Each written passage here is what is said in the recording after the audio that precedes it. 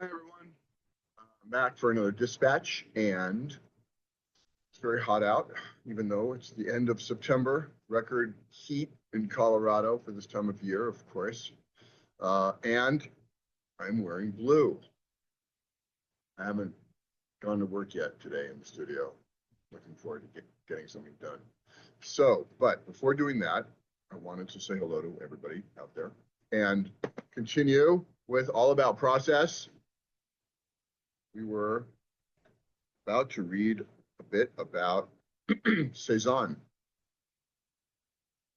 Last time I started it, and now I'm going to continue. Any bits to go before that? There's that Miranda show in New York.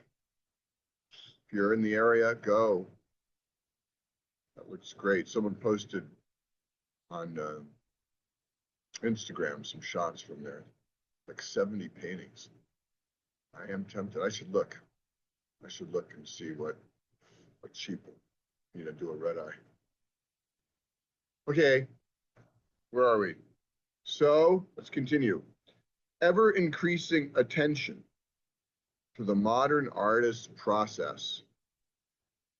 Ever increasing attention to the modern artist's process is a hallmark of the 20th century.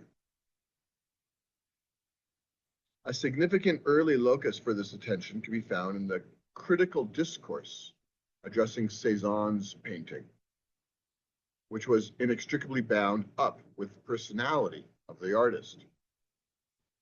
According to his critics and admirers, Cezanne's art was the focus of his life. As noted in chapter 3, he had the independent means to devote himself to an artistic project that had no financial or practical rewards. I want to make sure that Cezanne, yes, okay, I got this. Good. I actually went through a dispatch and the sound was off. I did it again. Anyway, okay. Cezanne's art. We're just going to do a couple of pages, but it's dense. So, Cezanne's art has long been understood as reflecting his life, not in a merely biographical sense, but in its fullest sense. In 1913, Clive Bell wrote, Cezanne is a type of the perfect artist. He is the perfect antithesis of the professional picture maker. He created forms because only by doing so could he accomplish the end of his existence, the expression of his sense of the significance of form.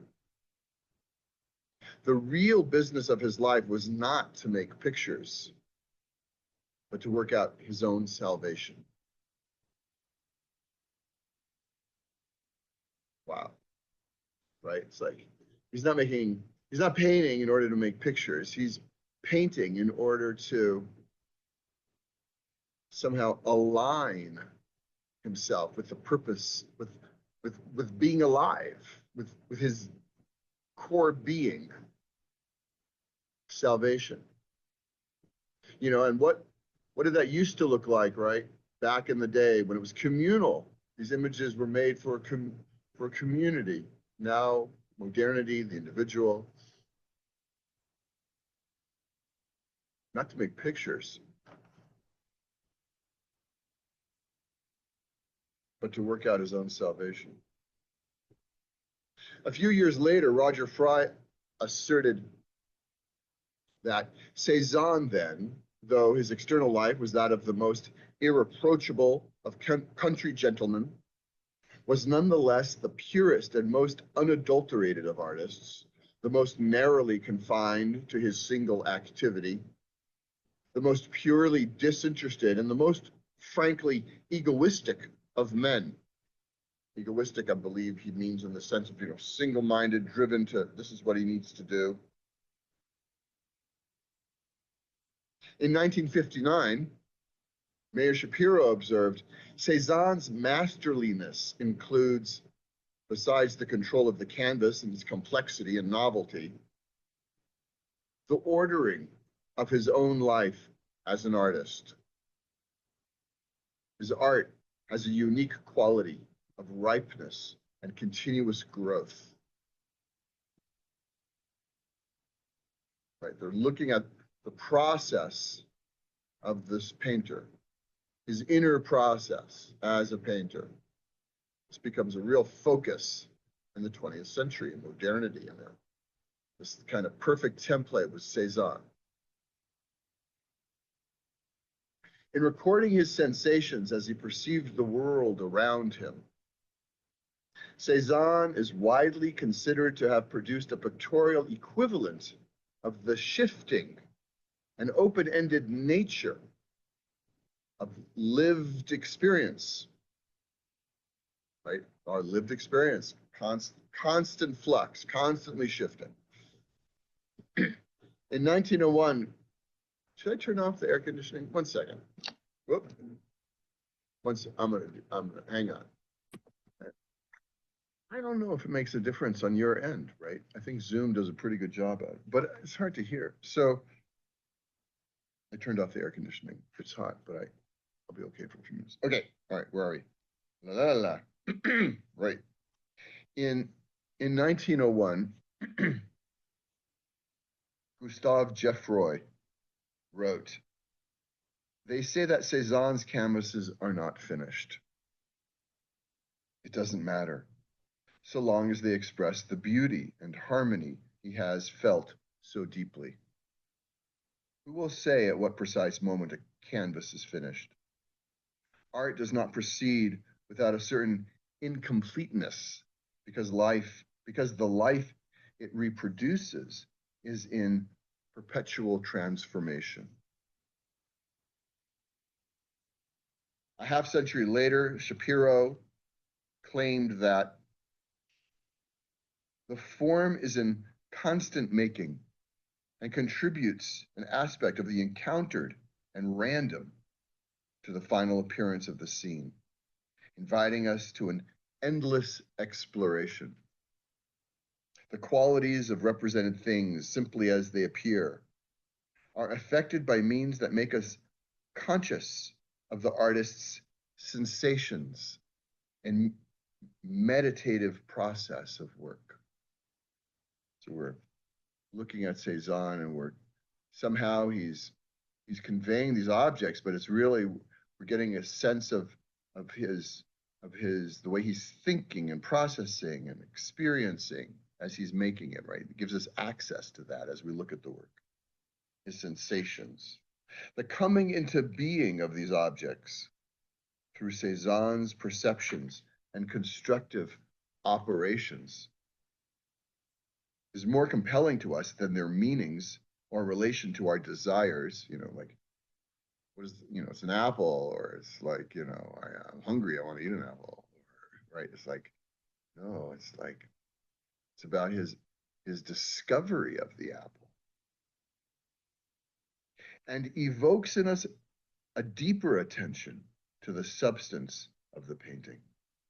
The marvel of Cézanne's classicism is that he is able to make his sensing, probing, doubting, finding activity a visible part of the painting, right? We look at a Cézanne and we can feel him sensing and feel him probing and feel him doubting. Somehow we have access to his exploration of this thing. So again, this emphasis on the process of the painter, the process of the artist. These last two quotations, we have Mayor Shapiro and we had Gustave Geoffroy, right? Yeah. These last two quotations frame over 50 years of critical writing on Cézanne's art. Geoffroy's text reflects the Bergsonian notion of flux. Henri Bergson was a philosopher, an important philosopher in the early part of the 20th century, maybe the end of the 19th century. And here, she's bringing a quote of his terminology: perpetual transformation. Prevalent in the early years of the 20th century, while maybe I'll start the sentence again. Jeff Roy's text reflects the Bergsonian notion of flux, perpetual transformation. Oh, she's bringing Jeff Roy's text. Prevalent in the early years of the 20th century, while Shapiro's echoes the phenomenological preoccupations of the middle of the century. Phenomenology, Merleau-Ponty, a philosophy based on our empirical experience, our actual embodied experience, as opposed to all these concepts. Yet both give evidence of the enduring significance of Cézanne's paintings as tangible manifestations of an artistic process, contiguous with the artist's physical and mental life processes. Right? They're both talking about his painting as an expression of his physical and mental process. It's all in terms of this artist process. In many ways, Cézanne may be seen as a template for defining the meaning of the artist process in 20th century modern art. Later artists will be appreciated and critically presented in terms markedly similar to those used for discussing Cézanne. This increasing emphasis on the artist's process and its necessary intertwining with the artist's life and personality is reflected in influential philosophical and theoretical texts on art. In the last chapter, we saw how Collingwood's theory of art stressed the artist's total emotional and psychological engagement in the process of creation, which potentially leads to an ever-expanding understanding and awareness. John Dewey's 1934 text, Art as Experience, took a similar approach. However, unlike Collingwood, whose theories often have a tendency to limit the nature of art making, Dewey's are expansive. Okay, I'm going to pause there. That's a lot. And there's a lot here on Dewey. Maybe I'll bring more Dewey from Kim Grant. We did some Dewey recently, Mary Jane Jacob, or I might bring another section of it. This chapter is just phenomenal. So I'll look through and see. Anyway, I wanted to bring that section on Cézanne and the way we tend to think of, that template, an exemplary artist, process, inner life, outer painting, this whole thing. Cool. Well, speaking of which, I'm going to go do some process. Okay. Hope you're all well and enjoying your process, enjoying your work, having time. All right, hang in there, be well, keep making stuff. Take care, bye-bye.